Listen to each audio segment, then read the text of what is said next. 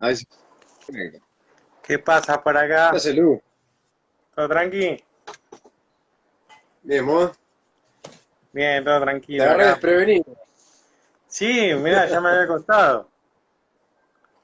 Recién, porque estaba terminando de armar el curso y la semana que viene, ya aprovecho y tiro la publicidad. No, que la semana que viene tengo que dar el curso sobre el tema del genio y estaba laburando con eso hace un rato. Ah, bueno. Bueno. Eh, ¿Tenés ganas de echarle un rato Y un o ratito seguir te laburando? acompaño. Te acompaño acá un ratito. Che, estuve escuchando un Bueno. poco tu video o clase introductoria sobre el tema de Dussel y la verdad, muy interesante, ¿eh?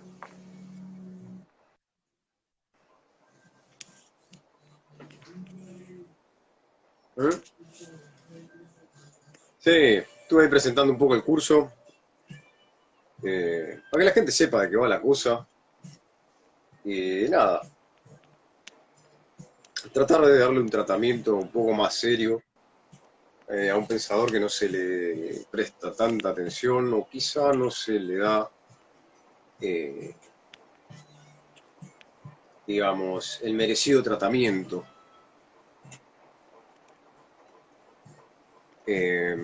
Así que nada, la idea es meternos en la parte más jodida Sí, del sí, pensamiento vi de Dussel, que es, por el título que te metiste.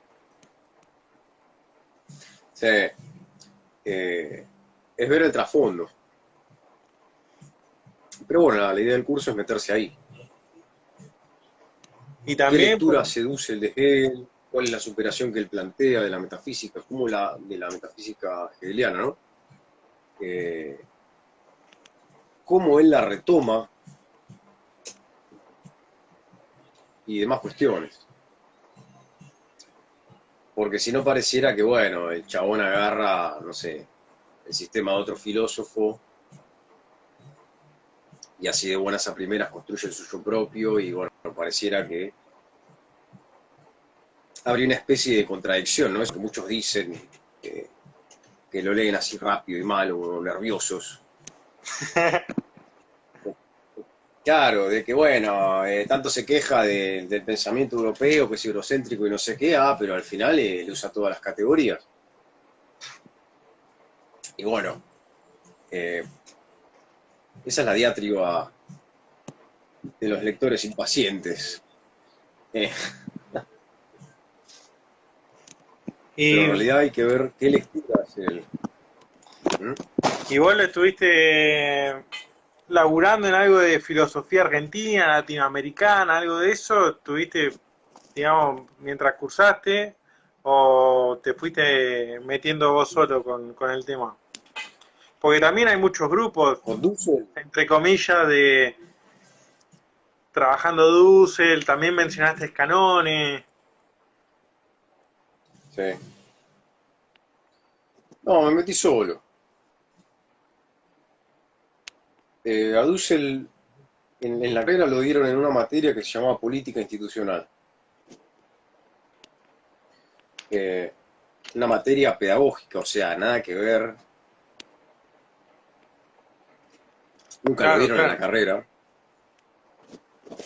Y igual yo ya lo conocía de antes de meterme, de buscar fuentes ya en internet, viste, de bajar libros y demás, y de toparme ahí con él. Pero bueno, la obra que vimos en aquella oportunidad era esta, que es 20 tesis de política.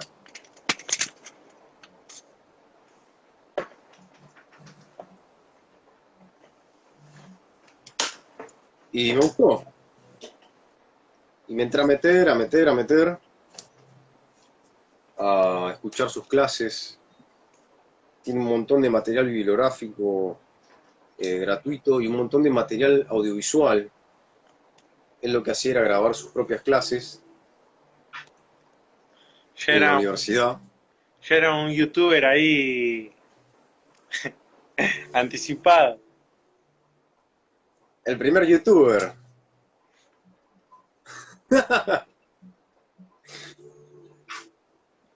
El primer youtuber de la filosofía, Enrique Dussel. Y Sí, nada, ahí bueno, lo descubrí y me entré a meter más. ¿Eh? digo, de hecho, que has compartido varias veces algunos fragmentos de los videos de Dussel y demás. También en algún punto que no termine pasando como lo de Feynman, que quedó desaparecido mucho tiempo. Bueno, ahora lamentablemente también con lo que pasó se recuperó.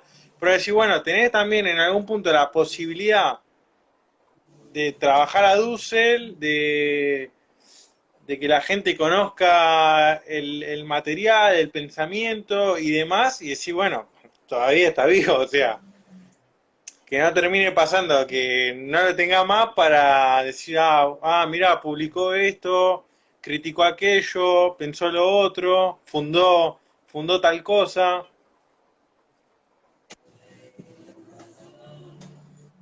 Claro.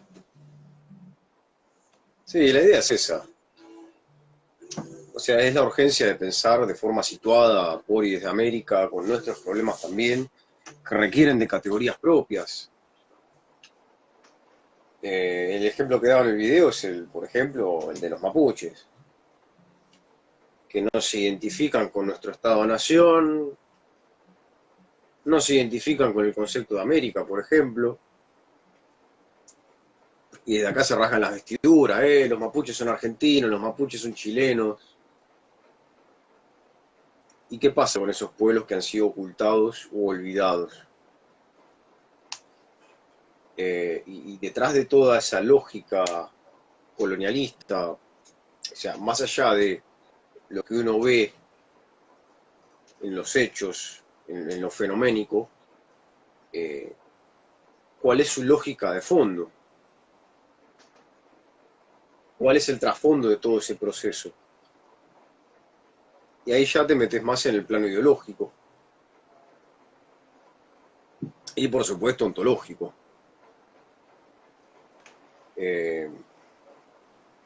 ¿Por qué Hegel, por ejemplo, dice que los negros no tienen historia? Sí, Las lecciones de... había tirado esa en el otro video, digo, no. Porque hay una de Heidegger también que dice, bueno, cuando habla del ser en el mundo, me parece que es en el origen de la obra de arte, dice, bueno, si traemos un negro de Ghana acá, dice, como que no tiene lo que es el ser a la mano y el ser a la vista y la precomprensión del mundo y todo, dice, bueno, todo eso se le anula. Voy a decir, paremos un poco la pelota, porque, o sea, con toda la teoría que va realizando, en este caso Heidegger en Ser y Tiempo y demás, el tipo mismo se contradice a la hora de no habilitar otro modo de precomprensión o de ser en el mundo. Es como decir, bueno, fue lo griego y lo alemán. Se termina ahí. Es que justamente es eso lo que viene a desmontar Dussel. Es lo que él llama la filosofía de la dominación o de la opresión. Mira, acá te leo un pasaje de Heidegger que dice algo similar a lo que dice Hegel. Lo de Hegel lo tengo acá. Estas son las lecciones de filosofía de la historia mundial o historia universal, Weltgeschichte en alemán. Y estas son las lecciones de Heidegger de lógica.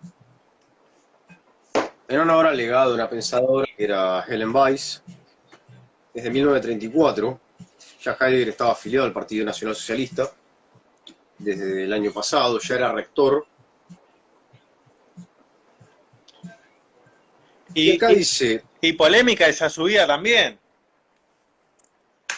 porque está lleno de cartas de los colegas que diciendo, bueno, pero cuando te fuimos a pedir algo o alguna ayuda, dice, no nos ayudaste, pero tampoco como que le recriminan el hecho de decir, bueno, te quedaste de brazos cruzados. No ayudaste ni a uno ni a otro, pero en ese abrirte ahí a la vereda de enfrente y dejar que pasen las cosas. Y Jasper es uno de los que más le critica todo eso. Hannah Arendt también. Sí, en realidad, a ver, la colaboración de Heidegger con los servicios secretos de los nazis está demostrado. Los defensores, no sé, Jean Beaufret, François Fedier, que dicen que no, que él se alejó y tuvo una especie de resistencia espiritual. Mentira. El tipo renunció al rectorado porque lo desbordó y se peleó con una determinada facción del partido. Porque él estaba con el ala de Röhm. Él profesaba un nacionalsocialismo más espiritual. De hecho, él se autoproclamaba o se autopercibía como el líder espiritual del movimiento. Pero estaba peleado dentro de las facciones del movimiento con el ala más biologicista del nacionalsocialismo, que de hecho él la critica acá, en los Schwarze Hefte, los cuadros negros. Sí, ¿qué te iba a decir? Justo estaba pensando en este libro. Está editado por von Hermann y un italiano que es Alfieri, se llama Martin Heidegger, la verdad sobre los cuadernos negros, y acá critican y atacan, digamos, la interpretación y la lectura que hace quien ellos pusieron a cargo de la edición de los cuadernos negros, que es Peter Trowny.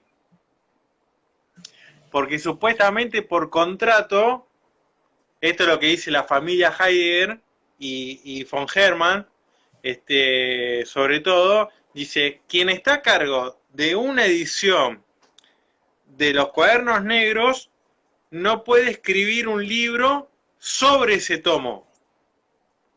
Y Peter Trowny agarró y sacó un montón sobre Heidegger y los judíos, un par de textos sobre este tema.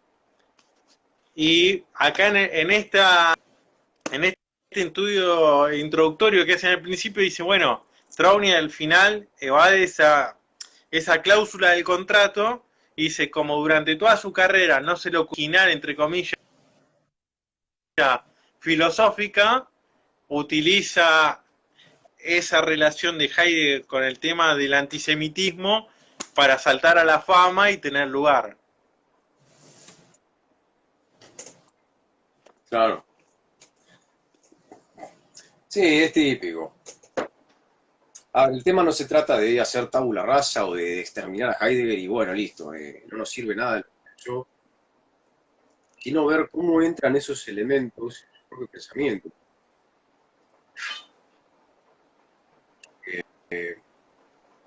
Por ejemplo, él en este sitio de 1934 dice la narración.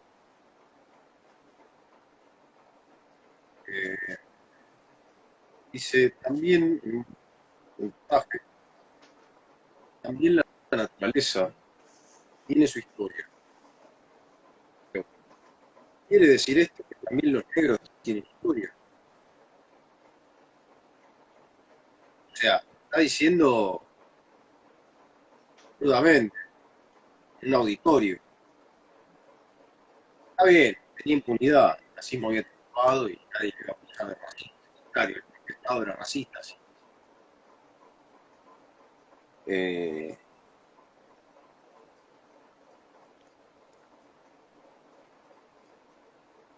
O es más bien que la naturaleza no tiene historia. Ella, la historia, dice, puede diluirse en el pasado. Eso es, no todo lo que desaparece en el pasado es algo que pasa a ser parte de la historia.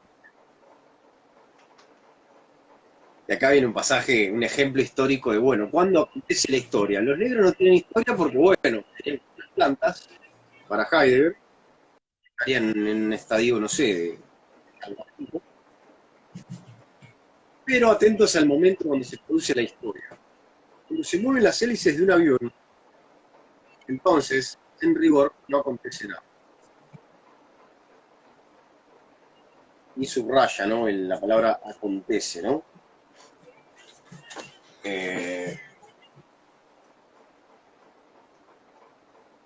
Pero cuando ese avión es el que, este es un ejemplo de la época, cuando ese avión es el que lleva al Führer, hasta donde está Mussolini, entonces acaece la historia. Ahora sí, se da el ser como evento apropiador y un montón de cosas con Bardi de las que no voy a detenerme porque eh, se van a aburrir. Bueno, justo ahí El abajo avión ponen, me encantaría que hablen del tema del superhombre. Y bueno, viene toda a colación porque también cuando hicimos el vivo anterior que hablamos sobre Carlos Astrada y un poco también este tema de traslación y analogía de algunos conceptos, resaltábamos esta idea de por qué Heidegger insiste tanto en decir, bueno, el concepto principal de la teoría de Nietzsche no es el tema del eterno retorno, sino que hace hincapié justamente en el tema de la voluntad de poder y del superhombre. Y tiene que ver con esta cita también que vos estás trayendo del año 34, donde a partir de los años 30, de la década del 30, Heidegger hace un curso atrás del otro sobre Nietzsche, como para decir, no, claro, finalmente este filósofo del nacionalsocialismo es Nietzsche. claro, bueno, estos son los cursos de Heidegger sobre Nietzsche. Bueno, Ahí está. es cortito, de bolsillo, edición económica. Eh, sí, básicamente convierte a Nietzsche Ese lo en la cargas en la moto y no culminación de... arranca. Este, Sí. olvídate, me lo pongo dentro de la campera y listo. Si me pegan un tiro, nada, convierte a Nietzsche en una especie de culminación de lo que él llama la metafísica de la subjetividad y del pensar de la técnica. La voluntad de poder como una especie de voluntad calculadora, hiperracional, en fin. Hace una reducción bastante grosa de Nietzsche. Sí, terrible. O sea, acaso es solo un aspecto de la voluntad de poder. Está bien, él lo hace en el debate de la época, porque recordemos que Nietzsche fue convertido por el nazismo en el pensador del régimen. Está la foto de Elisabeth Nietzsche, la hermana de Nietzsche, ahí con Hitler. Sí, bueno, de hecho Mussolini y Hitler fueron a visitar el archivo Nietzsche, ¿no? Claro, claro, y Rosenberg hizo una edición de obras completas. Entonces, Heidegger, entre comillas, para salvarlo a Nietzsche, Él se quería eh, salvar. claro, hace una interpretación más racionalista de Nietzsche, mostrándolo no como un pensador tan irracional, sino como todo lo contrario.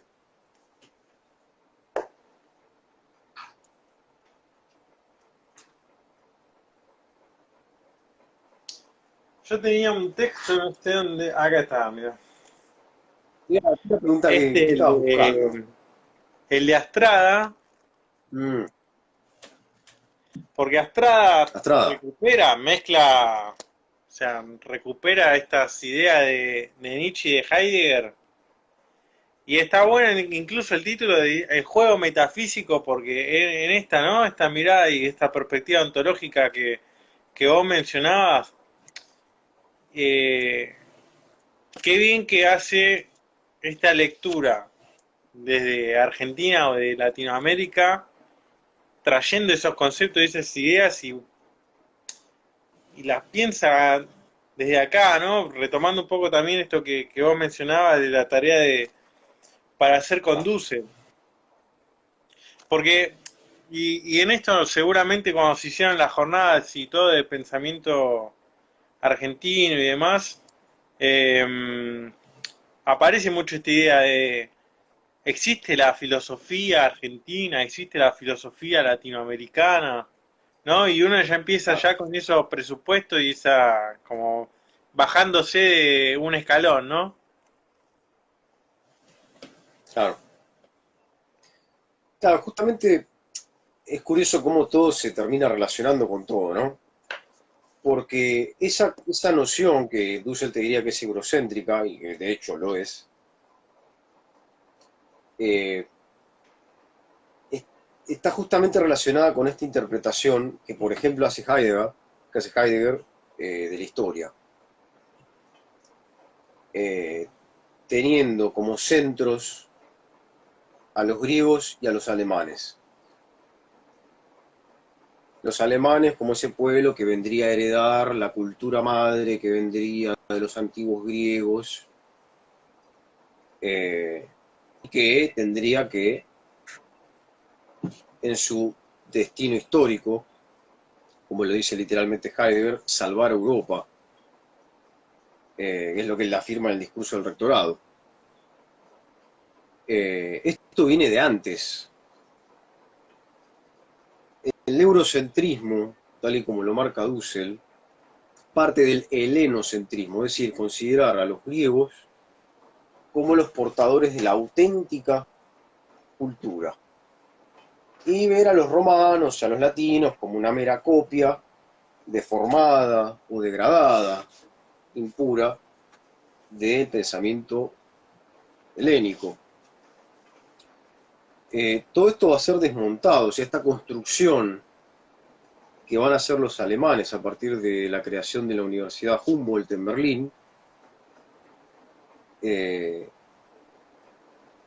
todo esto va a ser desmontado por un historiador que se llama Martin Bernal, que tiene un libro que se llama Atenea Negra,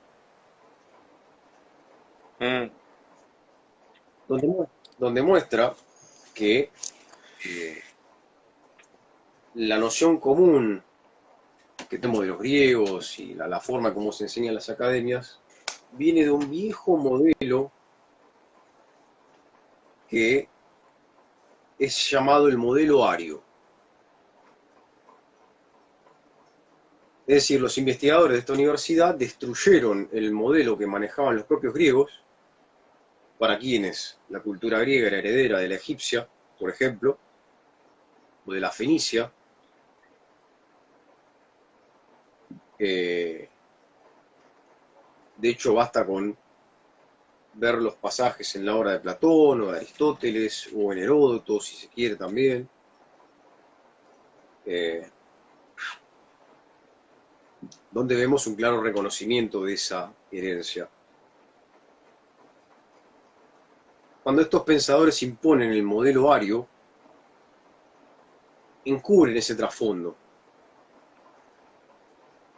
Y ahí tenemos el relato de los hiperbóreos, los pueblos del norte, que van e invaden las colonias griegas, y a partir de esa mezcla surgiría el pueblo griego. Y bueno, de estos pueblos del norte serían herederos los alemanes, que vendrían a ser los portadores de la cultura y del destino histórico de Europa al menos. Porque en Hegel tenemos la afirmación de que Europa es el fin de la historia.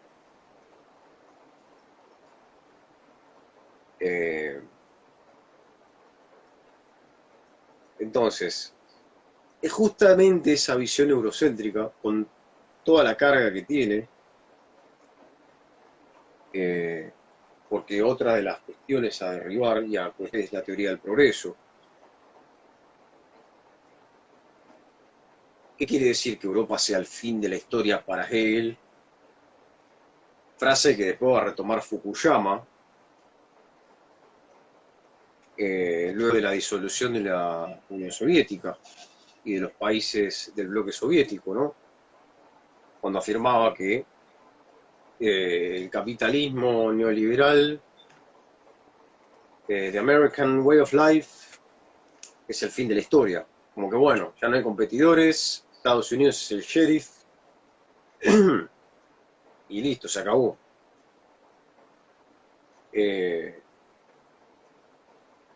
Esta vieja frase de que Europa es el centro, y no solo Europa, la Germania, Alemania, es el fin de la historia, presupone que el resto de pueblos son subdesarrollados. De hecho, en este librito las lecciones de filosofía de la historia universal, que no es un libro escrito por Hegel, valga la aclaración, es una recopilación de apuntes de los estudiantes. Él parte desde una visión donde la historia va del este hacia el oeste. Es decir, de Asia, que Hegel dice, bueno, Asia es la Kindheit, es la niñez de la historia universal. Es solo el comienzo, sí, es importante, es el comienzo, pero es el comienzo más burdo, más pobre y demás.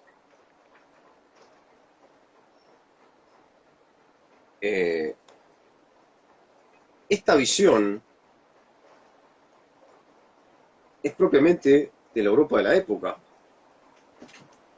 Basta con leer, vos me decías de hablar de Kant, con leer la idea de una historia universal desde un punto de vista cosmopolita.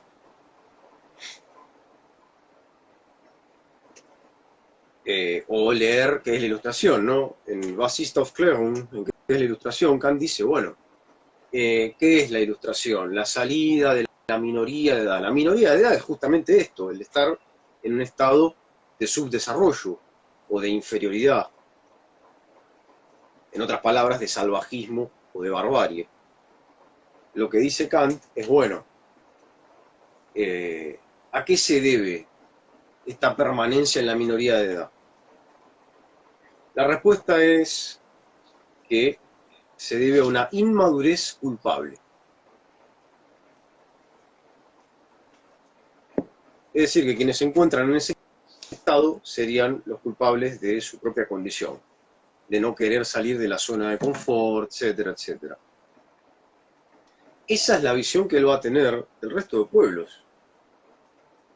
En la idea de una historia universal, desde un punto de vista cosmopolita, él afirma que el progreso y la ilustración deberían llevarse al resto de pueblos con los cañones. Lo dice textualmente. Esta visión la va a heredar Hegel. Entonces,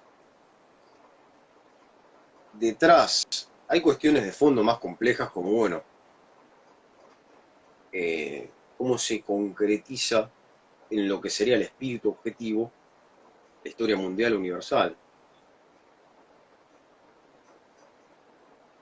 Y demás cuestiones. Pero bueno, en resumidas cuentas tenemos una justificación de el colonialismo, en este caso, como bueno, el portador de la ilustración, de la razón, de la luz, etc.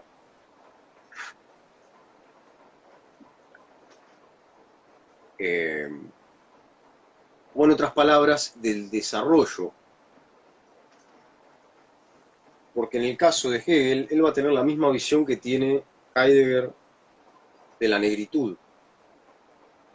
Va a identificar a los negros, a los pueblos del África, con la historia de las plantas, con la historia natural. De hecho, él cuando habla de América... Te hago una pregunta ahí. ¿Vos ves alguna conexión también con esa lectura desde ya una mirada quizás de cartesiana con respecto a una cierta mecánica de lo animal, una cierta mecánica de, bueno, la lectura mecánica de la naturaleza también?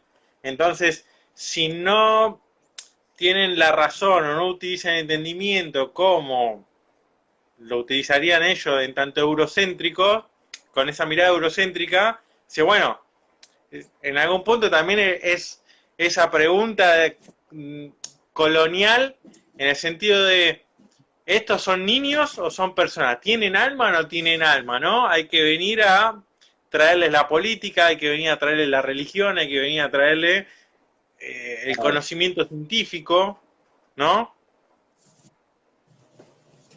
Entonces, hasta que son niños que no responden a todos esos conocimientos, necesidades que ellos vienen a imponer, pareciera ser en algún punto con Descartes que ya tienen esa postura de, bueno, esto que vos señalás. lo de lo vegetativo, ¿no? Hay algo orgánico ahí, Claro, pero que no sabemos, no lo terminan de calificar como ser humano. claro, la discusión viene de antes. Es genial lo que señalás, porque desde ya lo que está en juego es la animalidad. Hay una humanitas ahí de fondo, una humanidad que se afirma como negación o rechazo tremendo de la animalidad. El avance de la razón sería el avance o la superioridad o la imposición de la razón por sobre las pasiones. Es justamente lo que Nietzsche viene a rescatar cuando dice que la razón es algo del cuerpo. Hay un desprecio de la metafísica tradicional que viene desde Platón con respecto a la cuestión del cuerpo y la naturaleza. Desde Platón y bueno, también Aristóteles, en contra de la visión que tenían los presocráticos, de una naturaleza que se mueve sola, que posee automovimiento, autopoiesis, como diría Maturana. Ellos plantean, bueno, una naturaleza como una especie de receptáculo pasivo, que es lo que todos conocen con la teoría gilemórfica, es decir, la teoría de la materia y la forma, no la materia en bruto pasiva que recibe una forma activa. Eso se traduce a la cuestión de la animalidad, a la forma o la perfección humana, el alma. El cuerpo sería un mero receptáculo, o como bien decís vos, ¿no? Los autómatas, como diría Descartes, que se moverían como se mueve un reloj. Eso parte de la visión mecanicista que en aquel entonces se estaba forjando. Que de hecho va a ser cuestionada por Leibniz.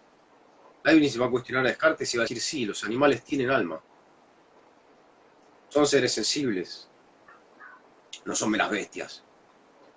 Pero bueno, Pero hasta bajo esa Heidegger, visión, hasta en texto de Heidegger aparece como diciendo, bueno, el animal es pobre de mundo. claro, exactamente. Bueno, lo mismo va a pasar en Heidegger con los judíos.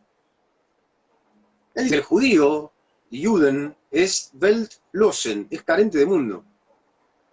Porque por la diáspora judía se ha desarraigado y por lo tanto carece de historicidad, etcétera, etcétera. Entonces, hay una reducción de lo no humano a lo animal así concebido, y lo animal asimilado a la cuestión de la naturaleza. Como un ámbito bien justamente pasivo. Entonces, justamente una de las justificaciones de la colonia es, bueno, ellos viven como animales, como salvajes, justamente porque no han sido bautizados, siguen en pecado original, etcétera, etcétera. Más aún, uno de los debates era, ¿tienen alma? Bartolomé de las Casas, sin ir más lejos. Exactamente. Él planteaba que sí, que tienen alma. Es decir, que eran humanos que había que evangelizar, pero de forma pacífica, ¿no? Y bueno, este debate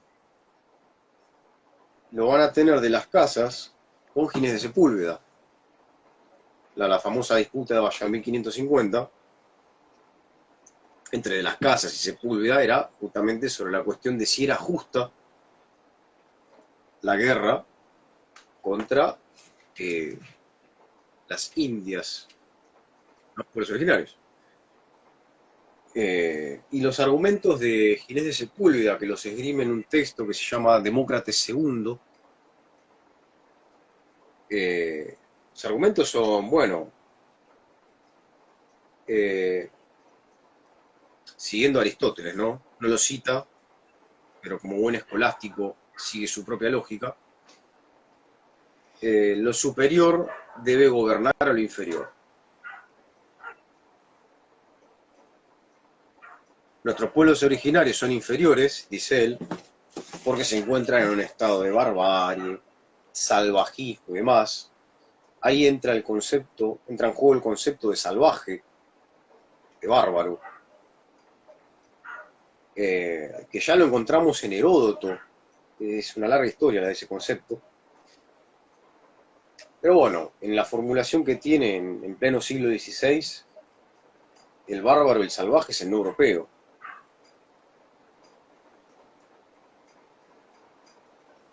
Entonces, la justificación de la supuesta guerra justa contra los indígenas de Ginés de Sepúlveda se basa en la metafísica y en la ética aristotélica,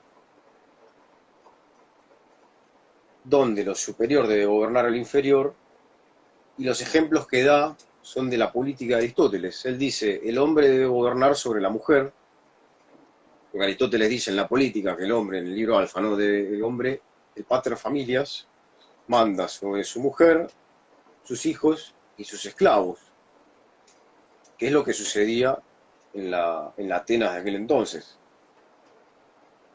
Aparte ahí considerado también como un bien. Exactamente, era la propiedad del pater, del padre de familia. Cuando Aristóteles dice que el esclavo es una herramienta que habla, lo está considerando como un inmueble. Y más aún, y acá aparece también la cuestión de la naturaleza. El esclavo es esclavo por naturaleza. O para Aristóteles, los gobernantes y los esclavos, bueno, dependían de la fisis. Esa es tremenda. Algunos nacen. Sí, sí, es terrible. Y bueno, con esta vieja concepción de la fisis, de la naturaleza, llegamos hasta Sepúlveda y hasta Heidegger, ¿por qué no? Ahí hay un desprecio total de la cuestión de la naturaleza. Y bueno, los argumentos de Sepúlveda van en esa línea. Los españoles serían superiores a los indígenas y por lo tanto tendrían el justo derecho de hacerles el favor de salvarlos, y por lo tanto la guerra sería justa, estaría justificada. Que de hecho es una lógica que sigue impuesta, digamos.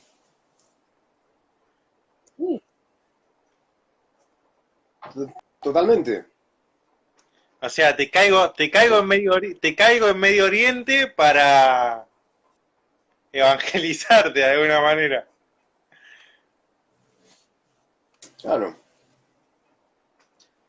Y es una lógica que sigue vigente, por eso es importante pensarla. A la luz de procesos como, por ejemplo, la inmigración árabe,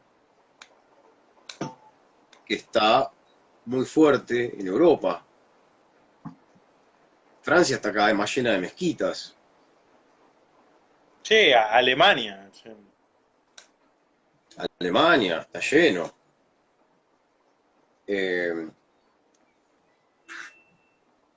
Procesos que vemos, bueno, pongamos un caso fresquito en Estados Unidos.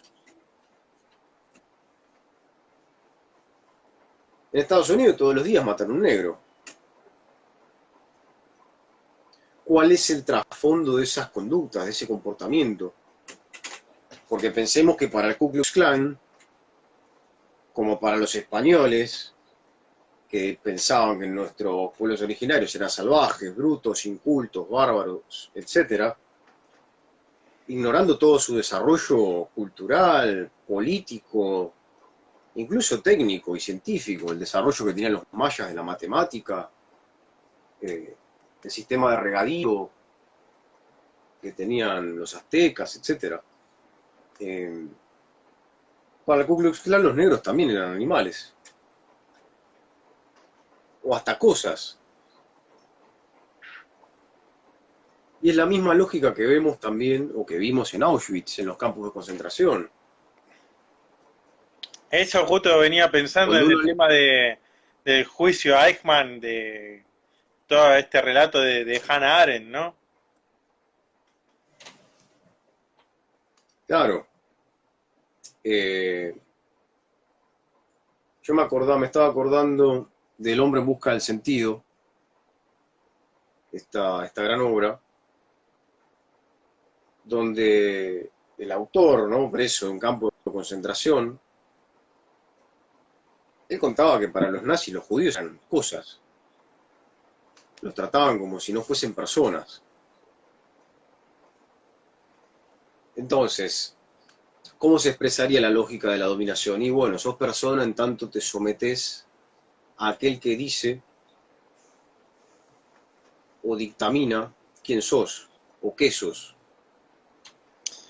A mí me impactó mucho una frase del texto de Primo Levi, si esto es su nombre, que el tipo en un momento relata, dice, bueno, íbamos a las duchas y cuando había agua, el agua congelada, y como que había dos dibujos en la puerta, dice, ¿no? Y dice, no, a pesar de cómo esté, en qué condiciones esté el agua, bañate. Por más que no tengas jabón, hacé de cuenta que te jabonás. Por más que no tenga tal cosa, hacé de cuenta. Porque perdés lo más ínfimo que puedas recuperar de humanidad o del humano, que tiene que ver con el tema de la higiene, el cuidado del cuerpo, todas estas cuestiones. Y bueno, o sea, si te quitan eso, ya está. Entonces era como el tipo relata, Levi relata todo ese proceso, ese juego de decir, bueno, hago que me ducho, hago que me estoy limpiando, porque si no, pierde esa calidad del humano y ya está. O sea, cuando salís de ahí, no te queda nada. Después, bueno, ¿no? Cómo hacen todos estos descripciones de matarse por un pedazo de pan, ¿no? Entonces todo eso va quitando justamente toda esa cualidad que tiene que ver con lo humano.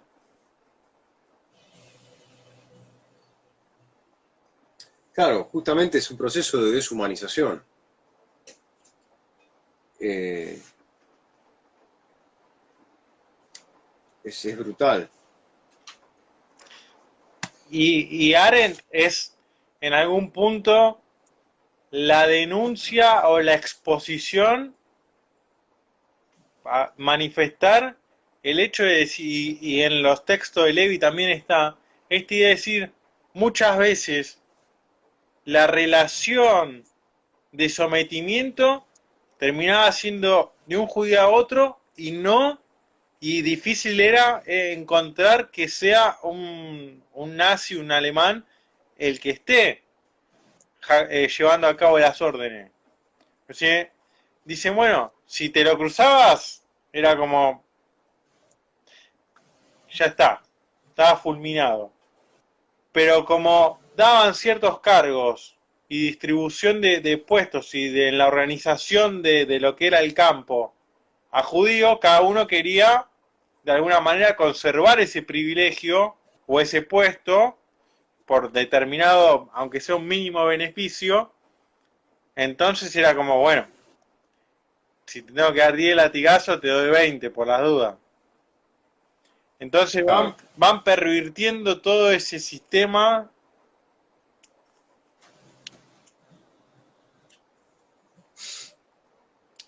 Sí, o Fíjate, sea, cuando iba leyendo eso, llega, recordaba en algún punto también el texto de Utopía de Tomás Moro, cuando dice, bueno, si van a ir a la guerra a los utopos, que sean, que vayan cada regimiento con familiares, ¿no? Para ese sentido de unidad, ¿no? ¿Cómo va en esa perversión psicológica los tipos? claro, es que llega a tal punto que nación, en estos casos, en el campo de concentración, donde lo que importa es la supervivencia, donde vos sabés que te van a matar, porque estás ahí como vaca en el matadero, Aunque bueno, muchos vivían engañados, creyendo que, bueno, o sin saber qué les iba a pasar. Eh, Hay una película que, que vi con mi novia, que está del otro lado, viéndonos, que se llama Escape de Sobibor, que es un campo de concentración en el cual se produjo una de las fugas más grandes de prisioneros de campos de concentración. Muchos de los prisioneros no sabían qué les iba a pasar.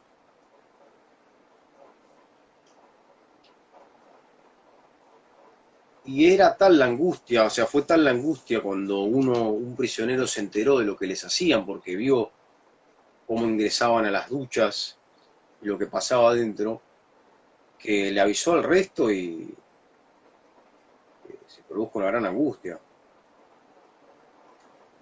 Pero es tal el nivel de enajenación de los sometidos que su sueño más grande es convertirse en el amo. Es llegar a ser el amo. Y estar en ese rol de poder y de decidir por sobre la vida de los demás. Quién vive y quién no. La cuestión más biopolítica, ¿no? El poder sobre la vida y la muerte.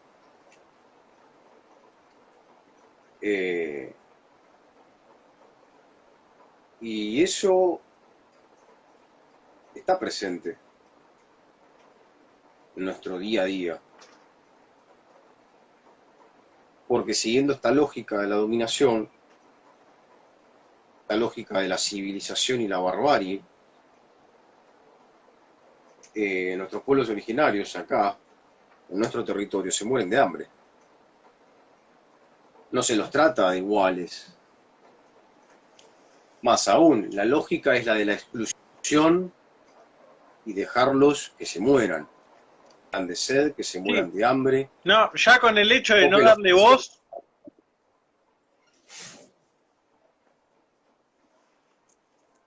Claro. Por eso habla Dussel del encubrimiento del otro, donde el otro entra en una lógica que lo fagocita y lo enajena, lo vuelve otro. Y lo reconoce en tanto entra dentro de esa lógica identitaria o identificatoria. Y si eso lo pasa, al menos según la lectura que hace Dussel, Albizu estaría muy enojado con Dussel,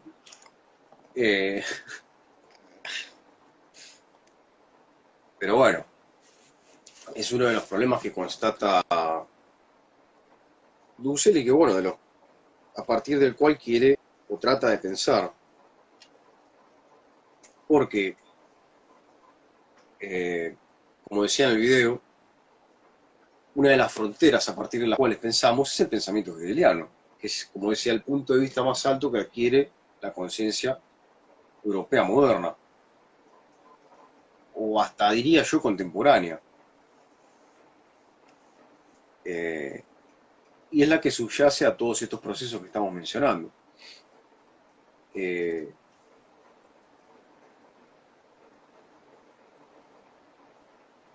Todo esto lo podemos ver.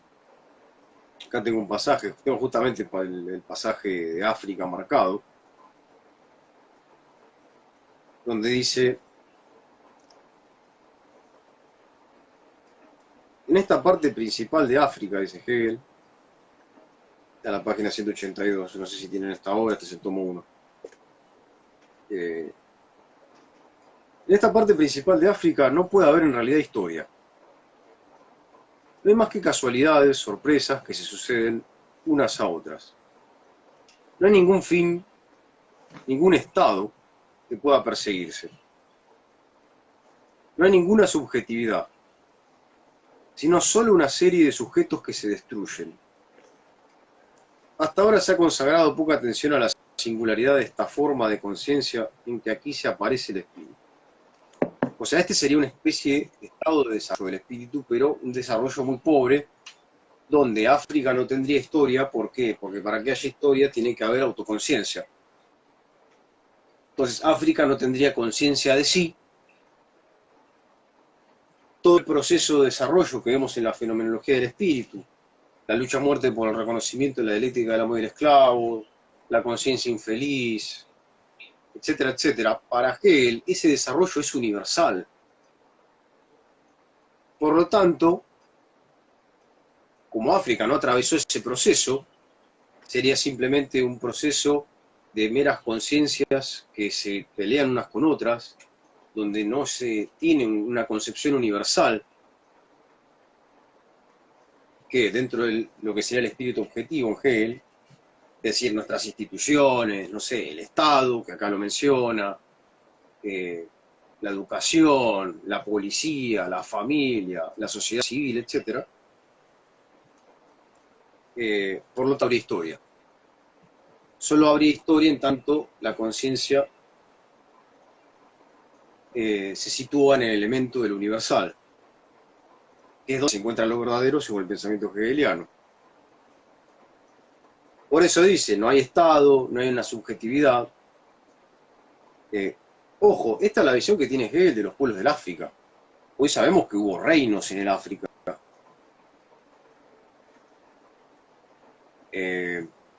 Por darte un ejemplo.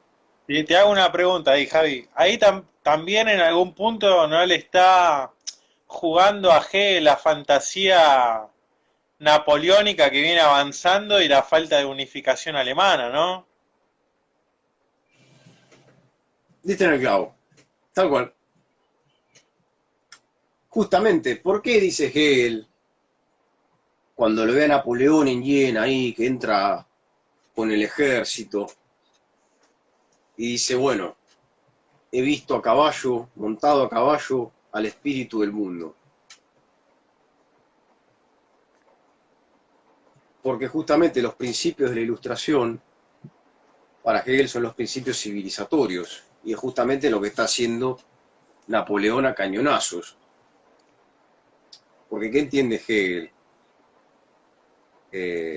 por historia? Unas páginas más atrás, página 131, dice: la historia universal representa el conjunto de fases por que pasa la evolución del principio, cuyo contenido es la conciencia de la libertad. Es decir, que el grado de desarrollo histórico, Hegel lo va a medir, por así decir, de acuerdo a la conciencia de la libertad que tiene. Los pueblos africanos, para Hegel, estarían en un punto de vista donde ni siquiera entra el espíritu, y donde no entra el espíritu, lo que tenemos en presencia nuestra, para Hegel, es la naturaleza.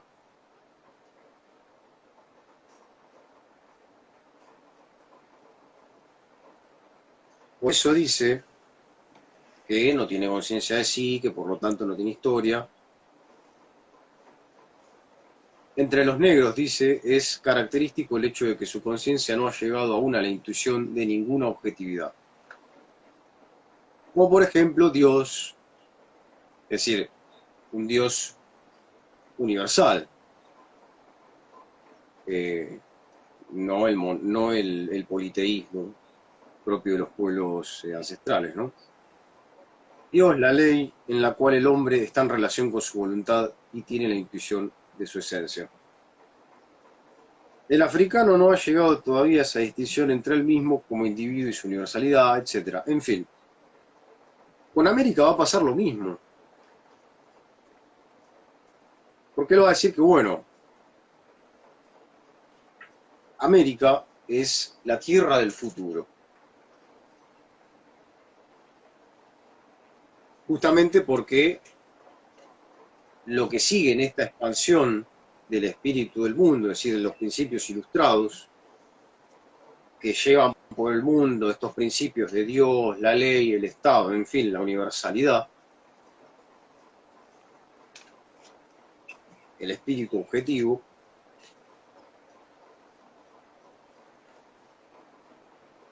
en América todavía eso no llegó. va a llegar cuando justamente entren los europeos acá con todos estos principios civilizatorios. Sin embargo, la descripción que él hace de América es una descripción del orden de la naturaleza. O sea, hasta que no entre el espíritu del mundo en América, América no tiene historia, y por lo tanto su historia puede ser la historia, no sé, una historia natural, como la de las plantas, y es hasta gracioso la descripción que él hace de la geografía americana. Porque él incluso dice que hasta las piedras son subdesarrolladas, que hasta los grandes bosques americanos son enormes, son gigantescos y por lo tanto son brutos, son toscos y carecen de belleza. Ahí Pero estaría bueno, jugando el tema de la teleología de la naturaleza, de la tercera crítica de Kant, algo de eso, ¿no? puede ser. El discurso es el mismo. Ahí no hay historia. Por lo tanto, hay una naturaleza pura en bruto y eso para Hegel es sinónimo de inferioridad. El espíritu vendría a ser una superación de lo natural.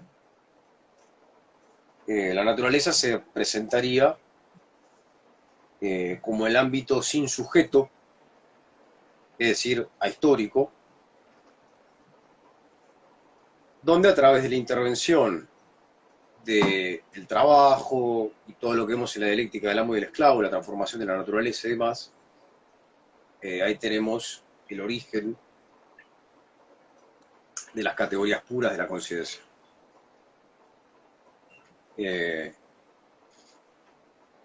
Pero sigue siendo un ambiente o un ámbito pasivo y ahistórico, carente de automovimiento.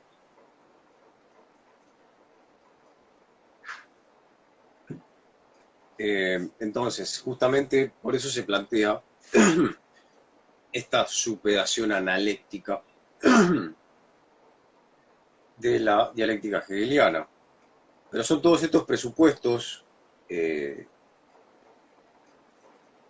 son los que arrastran la conciencia europea, que es la dominante en tanto se ha impuesto. Obviamente, hoy en día las cosas han cambiado, pero esta lógica sigue imperando. Porque decimos, bueno, la hegemonía europea y cayó, porque la hegemonía hoy, ¿quién la tiene geopolíticamente? Estados Unidos, Rusia y China. Sería una tripolaridad. Pasamos de la bipolaridad de la Guerra Fría, donde siguen subyacentes presupuestos de progreso, de avance técnico y científico. Por eso dice Heidegger, y en este punto yo le doy la razón,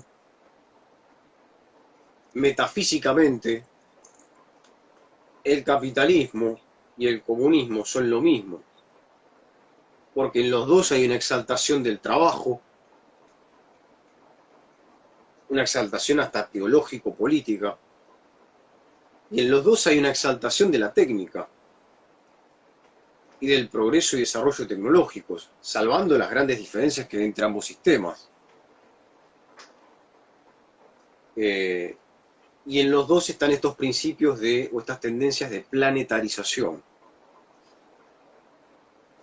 Y esto da pie para la afirmación de un pensador que es este muchacho, Robert Kurz, en este libro que se llama El colapso de la modernización,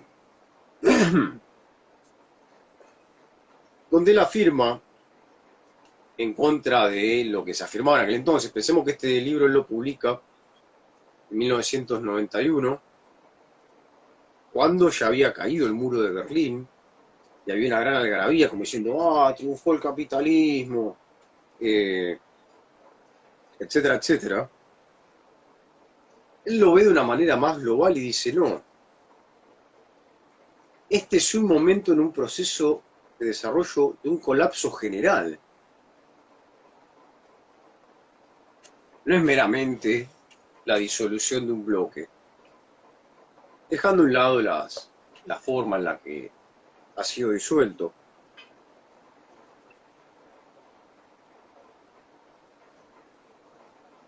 Entonces él ve este proceso como un proceso global de disolución.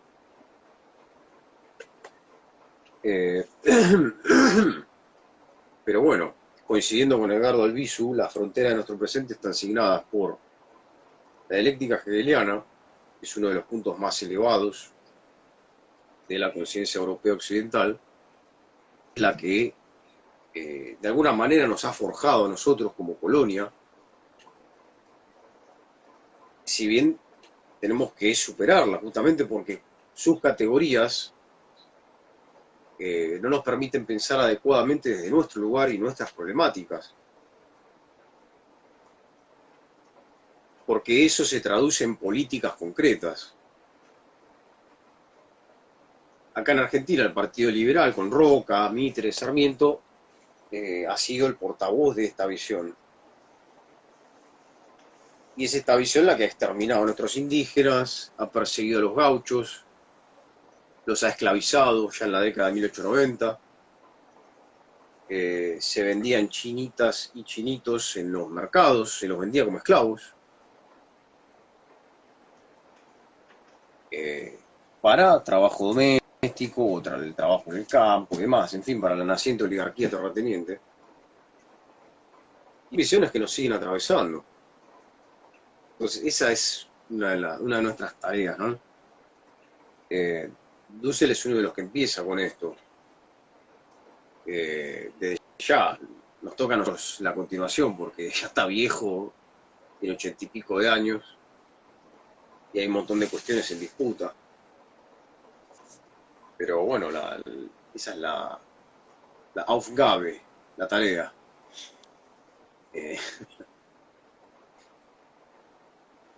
A mí lo que no me deja de sorprender en algún punto es el concepto que dijiste hace un ratito, que es el tema de lo ahistórico, ¿no?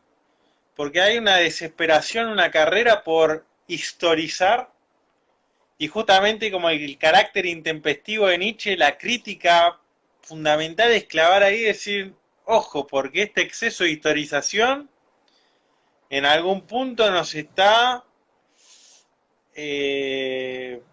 llevando a que no haya acción, ¿no? En algún punto es Funes el memorioso, que si bueno, tomo un conocimiento de todas las cosas al máximo detalle, pero eso me implica que me tenga que guardar y no salir a la vida, ¿no? Entonces, sí, bueno, está esta carrera por llevar todo a un proceso histórico, a historizar todo, poder sumergir o hacer que todo ingrese a esa historia, y después pasa esto, ¿no? Si los pueblos africanos vos lo ingresás a ese movimiento histórico, si los pueblos latinoamericanos los llevás a esos procesos históricos, vas a perder un montón de elementos culturales de cada uno de esos pueblos que pertenecen a lo ahistórico, a lo mítico, al misterio, al oculto, a, a lo sagrado, ¿no? Entonces, Nietzsche en algún punto con esa crítica intenta recuperar esos elementos. Si bueno, tienen una vivencia del tiempo, una concepción del tiempo, una concepción y una mirada y una relación con la naturaleza, que si nosotros seguimos historizando, vamos a perder toda esa conexión, ¿no? Que después es el desierto crece, ese desierto crece, estamos aniquilando todo.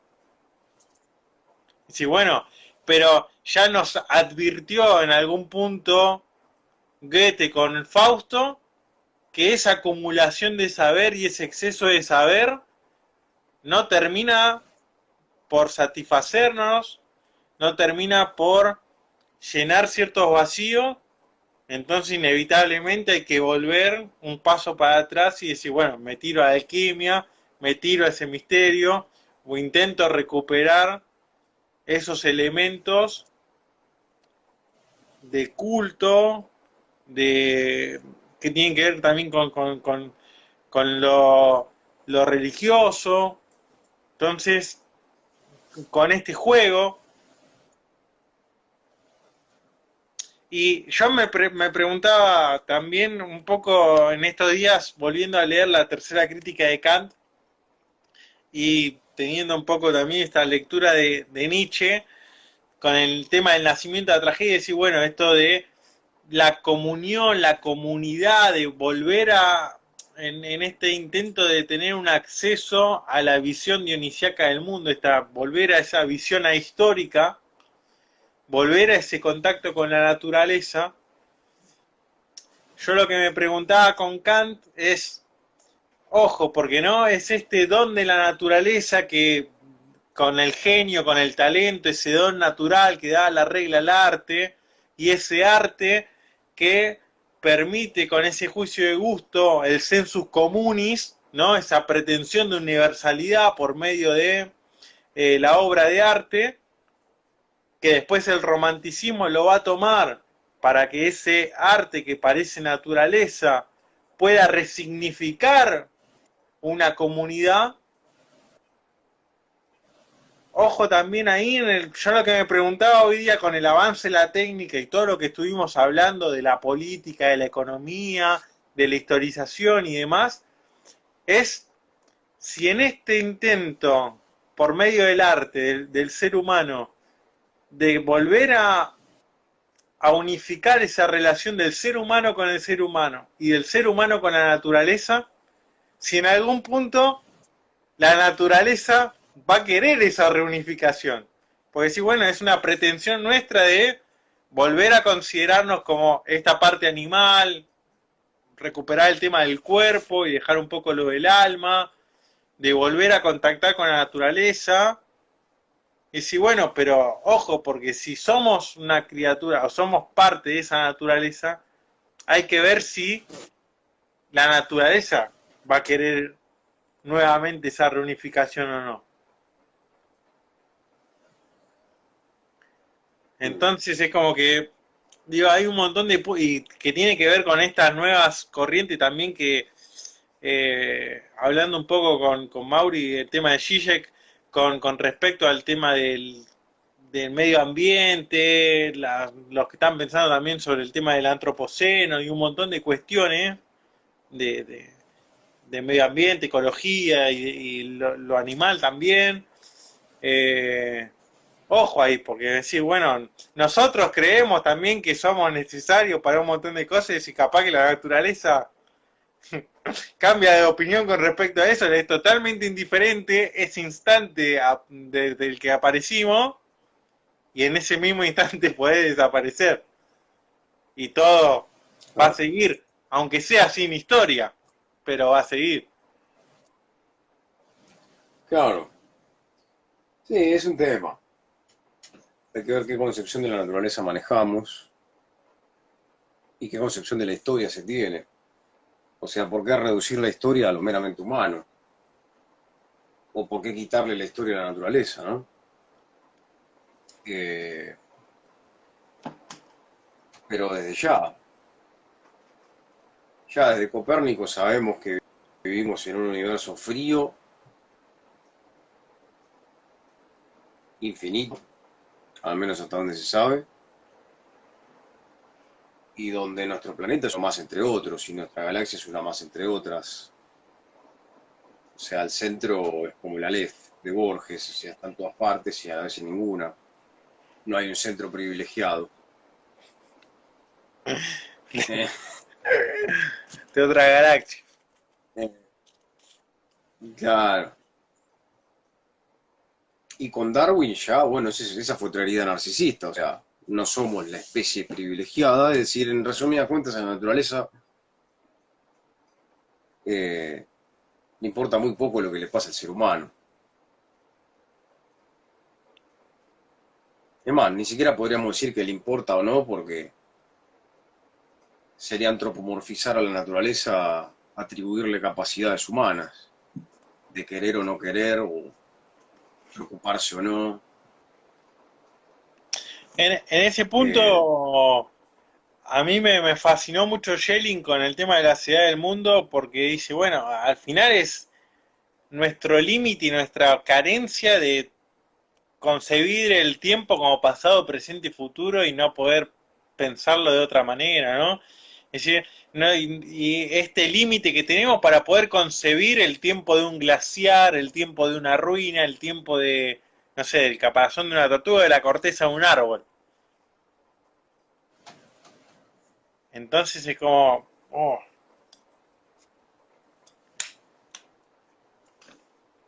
claro.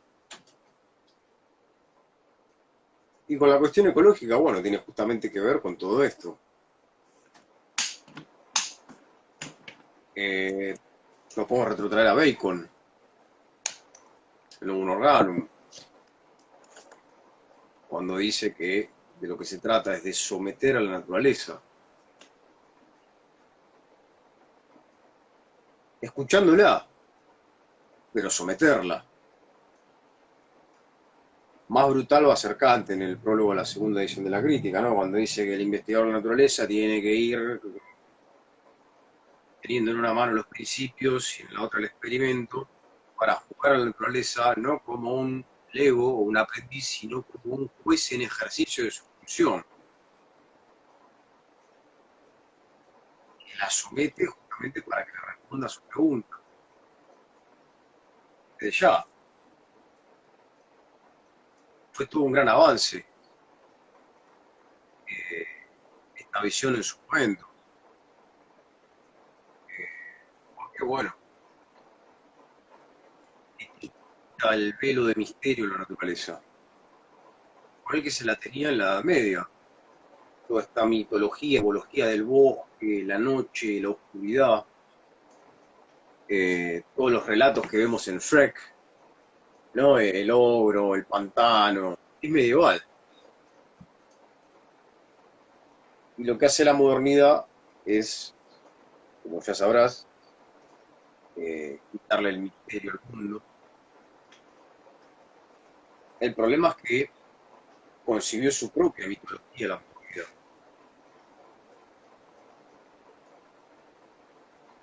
Y bueno, esta visión de la naturaleza como otra vez un receptáculo pasivo que debe responder a nuestras respuestas y que debe someterse y que debe historizarse, es la que nos está llevando a lo que estamos viendo hoy, de la mano con ya, la creación capitalista, porque paralela a la revolución científica se da todo el avance del capitalismo, que es subsidiario de esta visión de la naturaleza.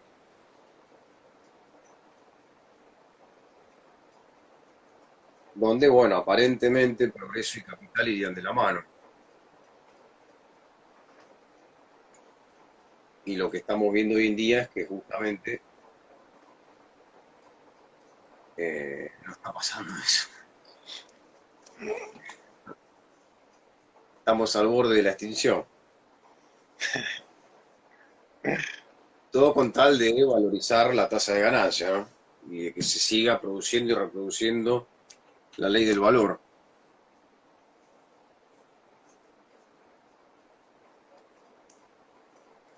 Así que nada, aquí estamos. así están las cosas. Así estamos, país. ¿Qué hora es? Son las 2. Bueno, Bueno, te Javi, dejo seguir laburando. igual quedamos para la ¿A qué hora te próxima. vas a dormir? Dale. Bueno, un Bueno, gustazo. como siempre, Lu. Acá estamos. Bueno, para. Momento del chivo. Si querés promocionar tu curso, hacelo. Bueno, para Eh, la gente que te siga a vos en tu canal, que tuvimos 10 prácticamente fieles ahí hasta este horario, que no es poca Sí. cosa. Y Gracias. Sí, el martes. la, la, sí, encima de eso. La semana que viene que voy a estar comenzando el curso sobre las intempestivas de Nietzsche, así que pueden pasar ahí por la página para ver la información. Bien. Bueno, acá tengo dos de tus libros para mostrarle a la gente. Bueno, este es sobre la pandemia, es más cortito. Eh, la seguridad del incierto. ¿Cuánto está este? ¿500 pesos? 500, nada. Nada, está baratito. Una sidra. Y bueno, claro, y este, bueno, ya este es un poco más caro y más grande. Es sobre el genio dionisíaco. Sobre el joven Nietzsche. Así que bueno, cualquier cosa, le escriben al muchacho y de paso le dan una mano, le compran el libro. Así cambia el auto. ¿Cómo me hace renegar ella? ¿Viste? Sigue calentando, ¿no? Y ahora en verano, olvidate. Claro. Así que bueno. No le digo nada de mis cursos porque ya lo saben, así que. Bueno, Lu, la próxima hablamos del canto un rato. Dale, vamos preparando eso. Dale, Un abrazo un fuerte. abrazo, che. Abrazo y bueno, abrazo a la gente. Un Y bueno, saludo. Muchas gracias por aquí acompañarme. estamos, en vivo después del bloqueo. Sobreviví. Nos vemos. No,